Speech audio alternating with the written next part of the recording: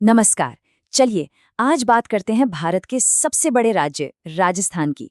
इस विश्लेषण में हम इस रंगीन और ऐतिहासिक भूमि की एक त्वरित और स्पष्ट प्रोफाइल बनाने जा रहे हैं, तो तैयार हो जाइए।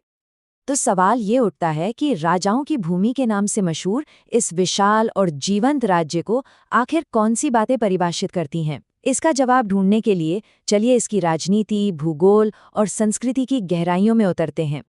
तो चलिए कहानी की शुरुआत वहीं से करते हैं जहां से ये शुरू हुई थी। आज हम जिस आधुनिक राजस्थान को जानते हैं, उसका गठन 30 मार्च 1949 को हुआ था और इसी दिन को अब राजस्थान दिवस के रूप में मनाया जाता है। अब देखिए, किसी भी राज्य की पहचान उसकी कुछ बुनियादी बातों से होती है।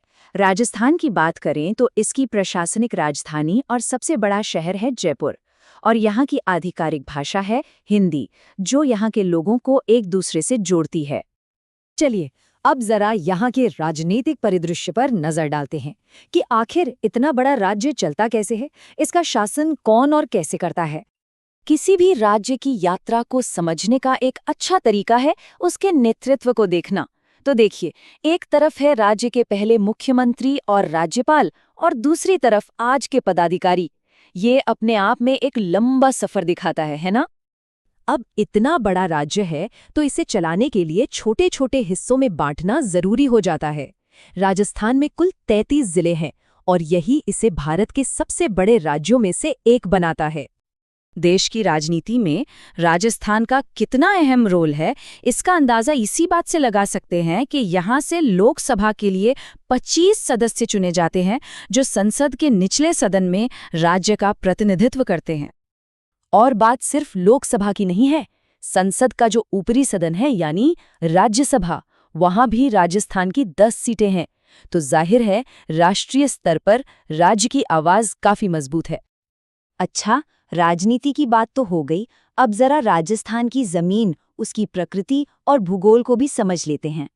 जैसे हर राज्य के अपने प्रतीक होते हैं, वैसे ही राजस्थान के भी हैं, और ये यहाँ की अनूठी प्रकृति को दिखाते हैं।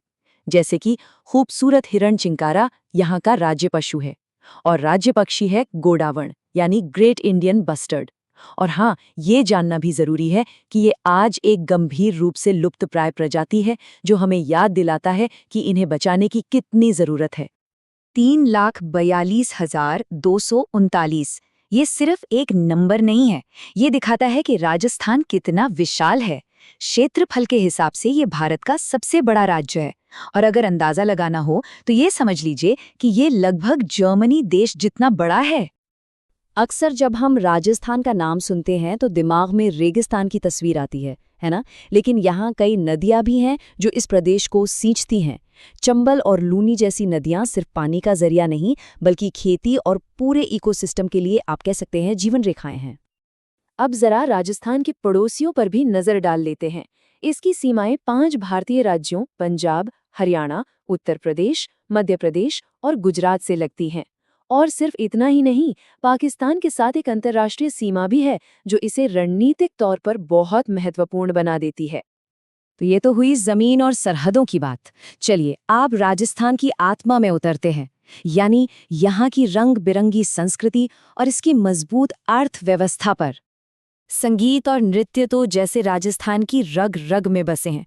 धमुल, घपाल और पनिहारी जैसे ये जो लोक नृत्य है ना, ये सिर्फ मनोरंजन के लिए नहीं है।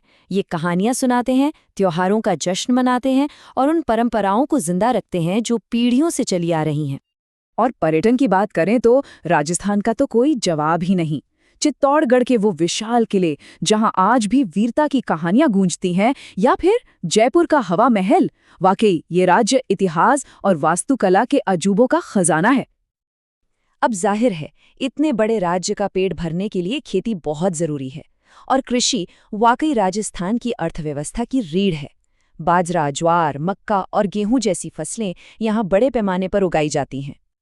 लेकिन ऐसा नहीं है कि अर्थव्यवस्था सिर्फ खेती पर ही टिकी है। राजस्थान एक बड़ा औद्योगिक केंद्र भी बनता जा रहा है। कपड़ा, सीमेंट, संगमरमर, उर्वरक, ये कुछ ऐसे बड़े उद्योग हैं जो राज्य के विकास को रफ्तार दे रहे हैं। तो हमने काफी कुछ जान लिया है ना?